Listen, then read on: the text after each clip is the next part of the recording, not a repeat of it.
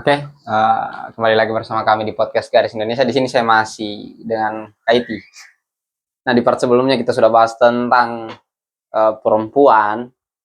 Nah, ini lagi-lagi Kaiti. Di part ini lagi kita akan bahas sedikit lagi tentang perempuan. Menurutnya Kaiti, apa tantangan terbesarnya perempuan untuk sekarang ini? Dirinya sendiri. Diri sendiri. Iya. Singkat, padat, jelas. Dirinya Sendiri. sendiri. Tantangan menurut saya. Kalau mungkin ada berbeda pandangan dari saya mohon maaf. Tapi kalau menurut saya, tantangan terbesar perempuan itu ada dirinya sendiri. Kenapa dirinya sendiri? Karena seperti yang kita bahas-bahas sebelumnya untuk ruang dan lain sebagainya itu sudah ada. Tinggal bagaimana cara kita memasuki ruang-ruang itu. Kemudian juga uh, perasaan, perasaan perempuan. Apa ya? Mungkin ini akan sedikit kontroversi. Jangan mudah baper. Baper ini dalam artian ketika kita berproses atau ketika kita mau belajar, pasti kita akan menemukan berbagai macam benturan di proses kita itu. Nah, ketika kita melibatkan perasaannya kita di dalam proses itu, selesai. Perempuan ini adalah, menurutku ya, perempuan ini adalah penyusun strategi atau rencana yang paling handal. Tapi ketika perasaannya sedikit saya disentuh, buyar semuanya. Perempuan ini. Jadi bagaimana perempuan ini bisa untuk memposisikan dirinya atau menetapkan, membentengi perasaannya sendiri kalau dia ingin berproses atau ingin ingin belajar atau ingin mendalami sesuatu hal yang mungkin dia merasa itu adalah passionnya dia. Jadi kita harus, perempuan itu harus pintar-pintar untuk membentengi perasaannya sendiri agar tidak masuk hal-hal yang memang seharusnya tidak masuk. Seperti itu. Dia punya apa tadi kau bilang tantangannya? Dirinya sendiri dan juga perasaannya. Kalau menurut saya tantangan perempuan itu sih. Karena saya pun juga masih merasakan. Kadang juga masih ada ketika kita berproses di organisasi masih ada kayak, kenapa begini? Kenapa begini? Mak, kenapa begini? Tapi ketika kita mungkin cuman sekedar sudahlah, tahulah perempuan kadang juga kan overthinkingnya tinggi kan juga. Jadi sudah sekedar kayak, kenapa begini? Menggerutu lah dalam hati begitu. Tapi saya tetap mencoba untuk mengikuti semua proses yang ada. Ternyata, tidak semenyeramkan yang saya pikirkan. Ternyata tidak semenyakitkan yang saya pikirkan. Kadang itu memang cuma overthinkingnya kita sendiri sih. Gitu, ketika kita memiliki keberanian cukup dalam dirinya kita, kemudian kita menjaga perasaannya kita untuk hal yang memang tidak seharusnya masuk dalam perasaannya kita, dan juga kita tetap ingin berproses, maka saya pikir di 2025 dan di tahun-tahun yang akan datang nanti, perempuan itu akan jauh lebih baik. Nah, ya, bicarakan juga gitu tentang perasaan. Kan banyak orang bilang perempuan itu minta maaf teman-teman ya, mut-mutan. Ya. Nah, saya pernah nonton satu video, itu captionnya dia bilang, jangan menormalisasi orang untuk memahami moodmu. Iya. Bagaimana kaitan dengan kata-kata itu?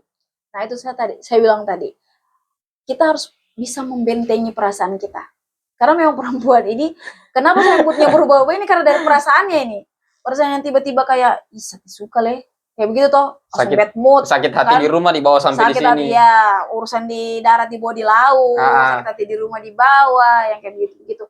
Nah, ketika perempuan ini bisa membentengi perasaannya, maka mood-mood tadi yang tidak beraturan itu, saya pikir akan terkontrol dengan sendirinya. Jadi dia akan lebih bisa cerdas secara emosional. Jadi dia akan lebih bisa mengontrol emosinya. Jadi tidak gampang moodnya berubah. Karena di perasaannya pun sudah dia bentengi. Begitu. Jadi untuk hal-hal yang seharusnya tidak masuk itu tidak dia masukkan.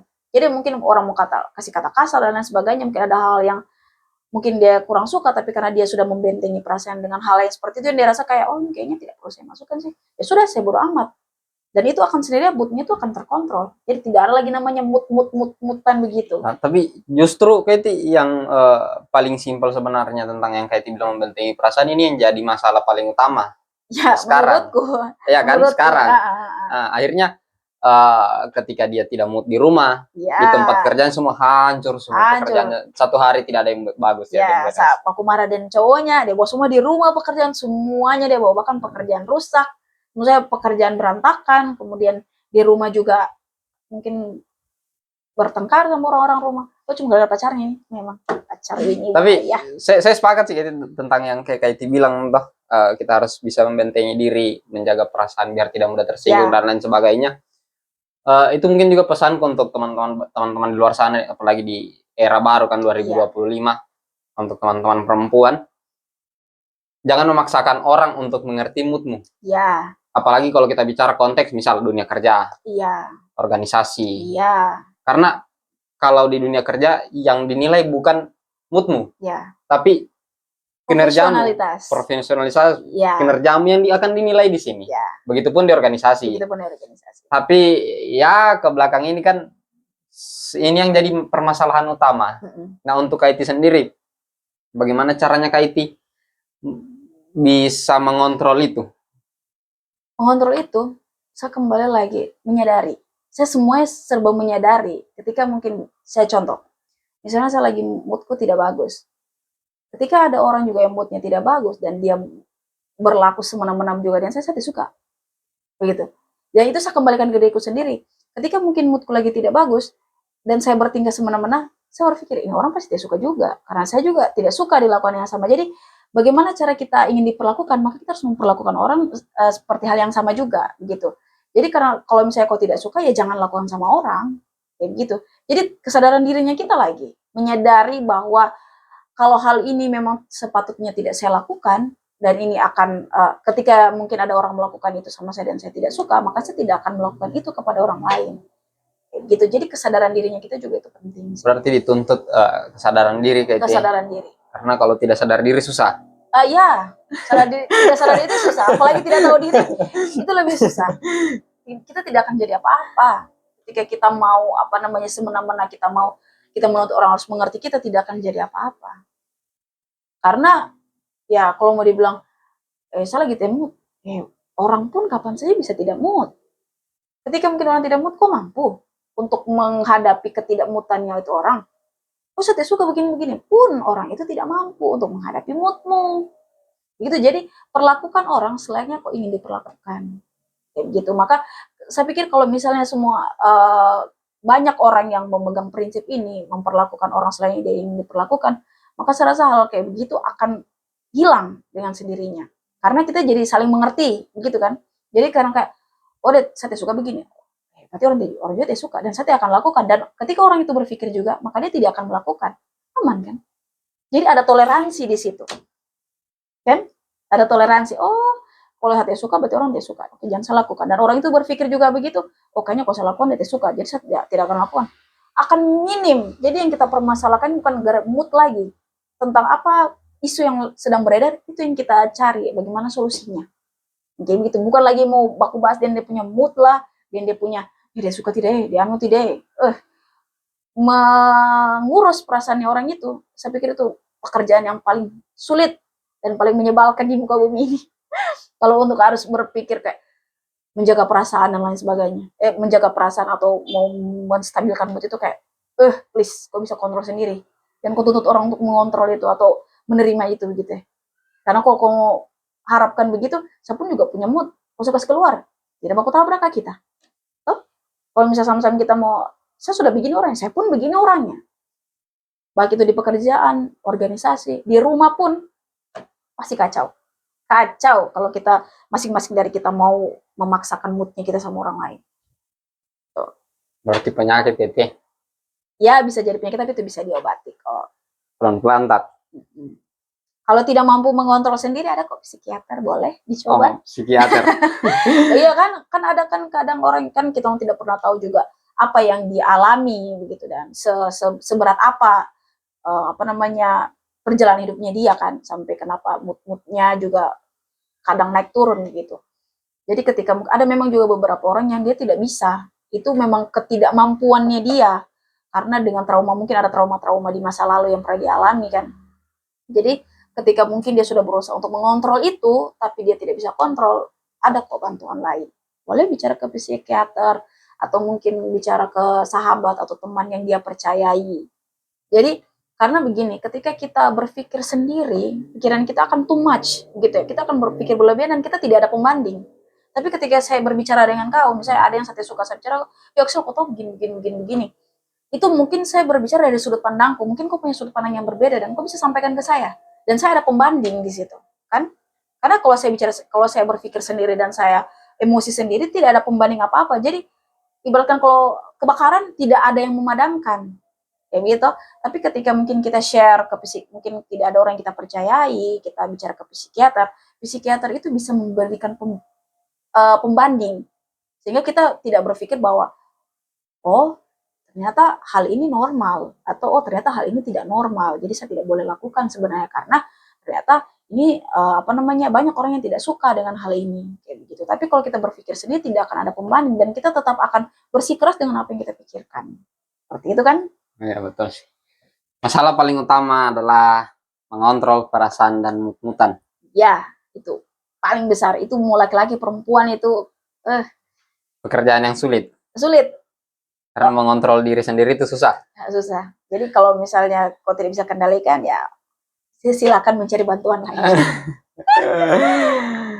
Ya sih Kak, karena melihat dari sejauh ini yang saya alami, terus yang saya lihat juga mengontrol perasaan ini hal yang sulit. Akhirnya pekerjaan, bicara di lingkup organisasi, program kerja hancur, bahkan perasaan melibatkan perasaan di kepengurusan dan lain sebagainya. Dan perasaan-perasaan di kepengurusan itu kadang juga yang buat banyak perempuan lemah. Lemahnya dalam artian mungkin ada yang masuk di organisasi karena ada senior yang dia suka, mungkin. Ketika mungkin ekspektasi yang tidak terpenuhi, maka dia akan berhenti di organisasi itu. Makanya saya bilang kenapa perempuan itu tantangan terbesar itu dirinya sendiri sih, dan perasaannya. Tantangan perempuan. Karena itu ketika dia tidak mampu mengontrol itu, tidak jadi apa-apa. Saya pernah bicara sama seniorku begini. Ketika kita di organisasi mungkin punya hubungan, kan, setelah mungkin hubungannya tidak berjalan dengan baik, putuslah. Gitu. Nah sebenarnya kalau perempuan itu bisa mengontrol emosinya yang dengan baik, yang patah itu laki-laki, bukan perempuan. Karena pada dasarnya di dalam sebuah hubungan, perempuan itu pihak yang mengurus dan laki-laki itu pihak yang diurus. Kalau yang saya lihat ya, mungkin ada laki-laki yang mengurus, mungkin ada begitu. Tapi yang kebanyakan yang kita lihat, perempuan yang mengurus, laki-laki yang diurus. Nah, ketika dalam sebuah organisasi perempuan itu bisa mengontrol emosinya, mungkin dia putus atau sakit hati, tapi dia bisa memisahkan urusan perasaannya dan urusan organisasinya, maka yang patah itu laki-laki. Contoh bisa ada kegiatan, saya mulai datang kegiatan itu, ada kakak ini, putus misalnya toh. Tapi ketika perempuan itu mampu untuk menyembunyikan perasaannya, oh tidak, di samping saya mantannya dia, bahasa mantan lagi, maksudnya di samping saya punya hubungan yang kurang baik dengan si kakak ini, tapi saya punya tanggung jawab sebagai kader dari organisasi ini, saya tetap datang. Dan itu yang patah pas laki-laki. Tapi walaupun kalau melihat sepintas laki-laki itu kayak, oh dia datang, bisa ya kayak gitu, dan tapi itu dalam hati hancur karena posisinya begini. Padahal biasanya saya diambilkan minum. Padahal biasanya kalau saya berduduk di sini, dia apa namanya, coba kode-kode, kasih makan, sampaikan nasi, sampaikan makan, kan sampaikan minum, sampaikan ini kayak gitu. Dan karena memang perempuan kadang kalau dalam hubungan itu yang sering kita temui itu yang perempuan yang mengurus. Jadi makanya seniorku bilang, sebenarnya kamu kalau perempuan itu bisa mengontrol emosinya kamu, apa namanya, yang patah itu laki-laki. Dia bilang gitu. Apalagi kalau misalnya setelah selesai hubungan, kemudian kamu tetap seperti biasanya, itu kita jadi berpikir kayak, dia ini selama berhubungan dengan saya, adakah perasaan sama saya atau tidak ya? Karena kan kebanyakan perempuan setelah putus cinta gitu, yang paling sakit dan paling tersakit itu perempuan yang kelihatannya kan. Jadi ketika mungkin kita melakukan hal itu juga, itu kita memberikan makan egonya laki-laki. Gitu kayak, toh sesuatu bilang, bisa dia apa-apa tanpa saya, kok lihat ya aktif, kayak gitu. Dan tapi ketika perempuan tetap aktif di organisasi itu, laki-laki jadi berpikir, kenapa dia biasa-biasa saja, ternyata dia bisa tanpa saya. Woi, sepatu laki-laki tuh tetap pasti pikiran kayak, jangan-jangan lalu waktu pacaran dia suka sekali saya ini. Dan dia punya hidup baik-baik sekarang kan selama berhubungan kan, kebanyakan laki-laki berpikir bahwa, dan bukan juga berpikir sih, laki-laki dan perempuan juga berpikir bahwa perempuan itu bergantungnya sama laki-laki kan.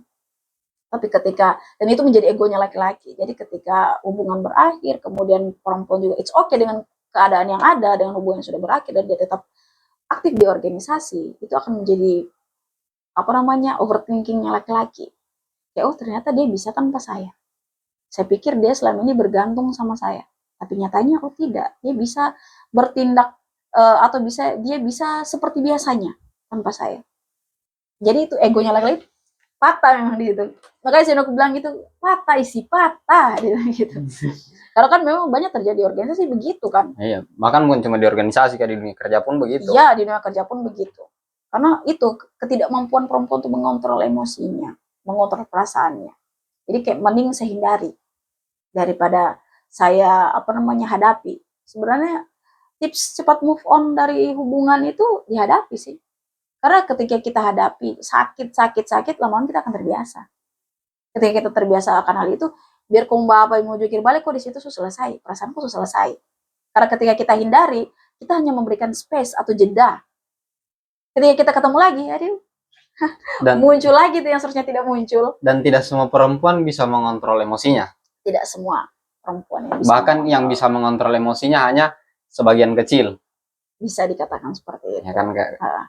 Nah itu karena mungkin kembali lagi masih kurang kesadaran.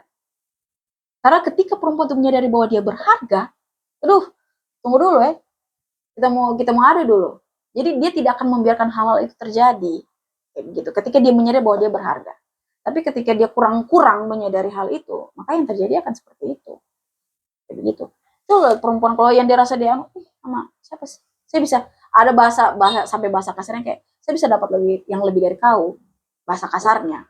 Cuman alangkah baiknya perempuan tidak begitu sih. Kalau mungkin untuk pasangan halal mungkin ya it's okay, tapi kalau untuk kayak dapatkan lebih-lebih dan cuma untuk dalam pacaran terus kayaknya mending tidak diberhentikan. Karena kan kalau misalnya pandangan laki-laki dengan perempuan yang mungkin sudah terlalu banyak berhubungan sama beberapa laki-laki itu kan agak kurang baik gitu. Jadi mending ditahan saja dulu sampai mungkin waktunya tiba dan juga pas dan sudah menuju ke jenjang yang halal. Nah itu it's okay sih, kayak mau keluarkan statement saya dapat yang lebih baik dari kau. Iya, karena itu akan jadi miliknya kita. Kayak gitu. Karena lagi-lagi tantangan untuk perempuan adalah diri sendiri dan perasaan. Stop menormalisasi orang untuk mengerti dengan moodmu. Stop, please. Karena kalau kamu pakai statement itu, kita juga punya mood. Semua orang punya mood. Semua orang punya mood. Yang kembali lagi tentang pengendalian dari mood itu. Kalau kau tidak cerdas mengendalikan moodmu, maka tidak akan ada yang bertahan.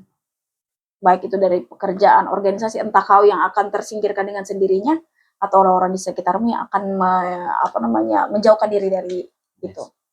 Dan kalau tidak bisa mengontrol moodmu, mungkin orang lain bisa tahan dengan moodmu, ya. Tapi belum tentu kau bisa tahan dengan moodnya orang. Ya. Itu yang jadi permasalahan besar nanti kalau kau tidak mampu tahan dengan moodnya orang. Ya. Makanya lagi-lagi stop menormalisasi orang mengerti dengan moodmu. Dan perlakukan orang supaya kau ingin diperlakukan. Iya, luar biasa. Nah, ini Katie, mungkin terakhir ya. Apa harapannya Katie di 2025 dan apa poin-poin yang ingin Katie capai yang belum tercapai di 2024? Harapan apa pribadi? Mungkin stop mageran. Itu harapan terbesarku sampai sesedih kayak ayolah Iti jangan mager please. Kayak begitu sih, karena memang entahlah ya, bantal dan kasurnya terlalu menarik buat saya. Sampai kayak saya baru sedikit itu kayaknya bagusnya baring ini.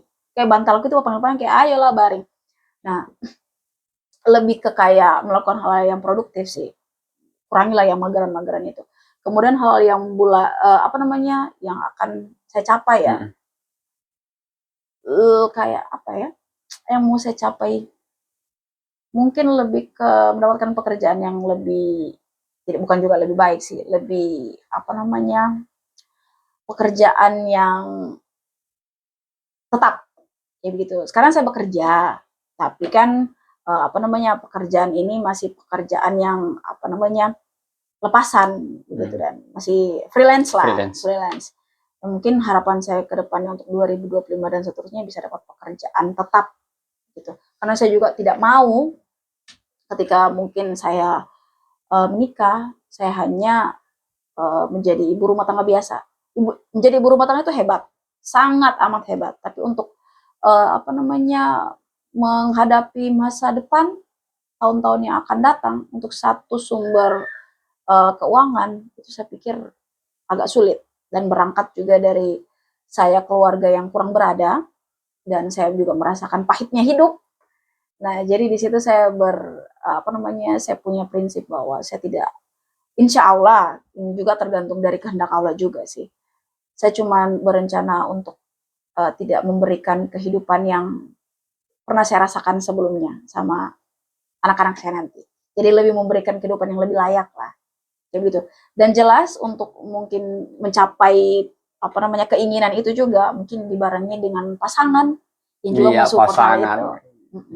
Karena berhubung sekarang belum ada, jadi ya semoga mungkin dengan di beberapa tempat mungkin yang akan saya datangi, atau mungkin saya berkiprah mungkin di beberapa bidang atau tempat yang nanti di 2025 ataupun seterusnya, mungkin bisa jadi di situ.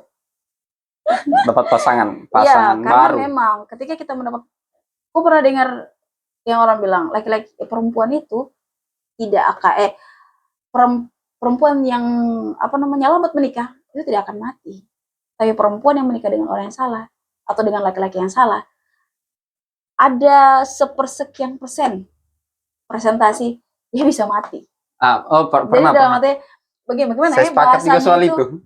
Melambat menikah tidak akan membunuhmu, tapi menikah dengan orang yang salah itu bisa membunuhmu. Sepakat sih. Karena begitu, karena dengan dengan beberapa hal yang ingin saya capai ketika menikah itu, saya butuh partner yang juga mendukung hal itu, gitu, tanpa mengurangi tugas saya sebagai istri, kayak begitu. Dan maksudnya lebih bisa membagi waktu. Jadi walaupun mungkin misalnya kedepannya saya bekerja dan dia it's okay dengan pekerjaan itu dan dia mensupport itu, saya pikir tidak saya bisa mencapai apa yang saya inginkan.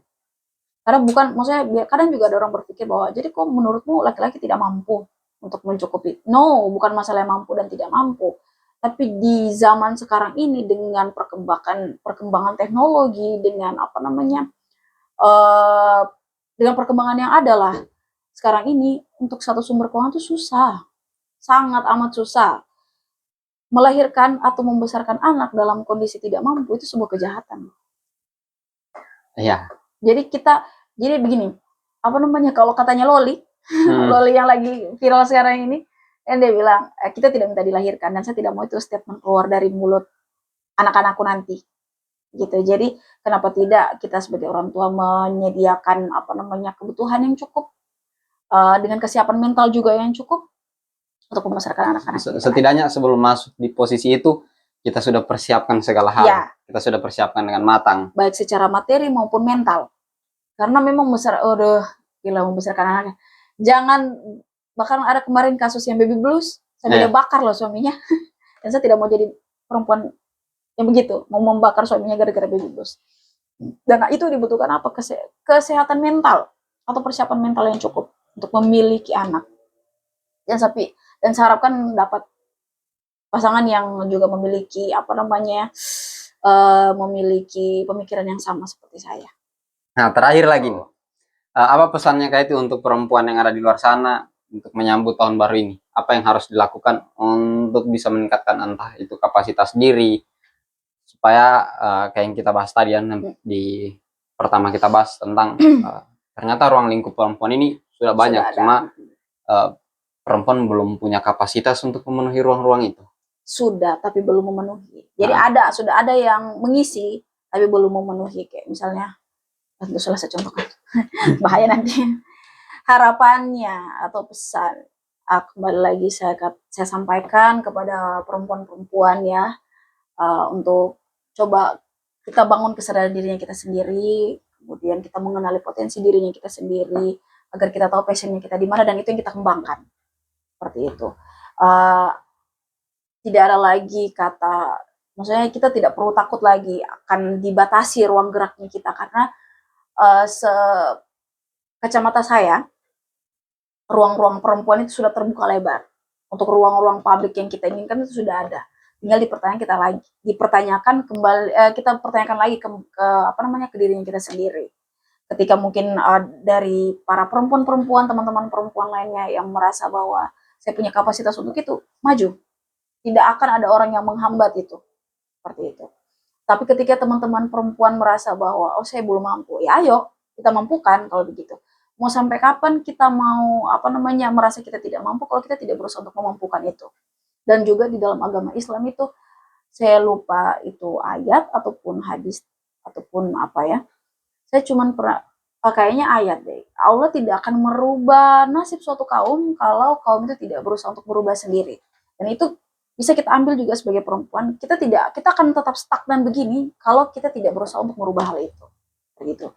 Jadi mari para perempuan-perempuan itu kita kenali potensi diri kita sendiri, kemudian kita menggeluti passion yang kita inginkan, dan juga mari kita bersama-sama untuk mengisi ruang-ruang publik yang sudah ada dan belum belum terpenuhi ini. Gitu. Oke, mungkin itu podcast kita hari ini dengan Kaiti. Jangan lupa nanti di follow juga IG-nya Kaiti. Siapa tahu ada yang dari yang menonton ada yang tertarik dengan Kaiti, mungkin mengenal lebih dalam kan. Janganlah. Terus di follow juga IG, YouTube dan TikToknya Garis biar teman-teman bisa lihat poin-poin apa saja yang akan kita bahas terus di podcast Garis Indonesia. Mungkin saya akhiri dengan podcast Garis Indonesia, gariskan impian. Dan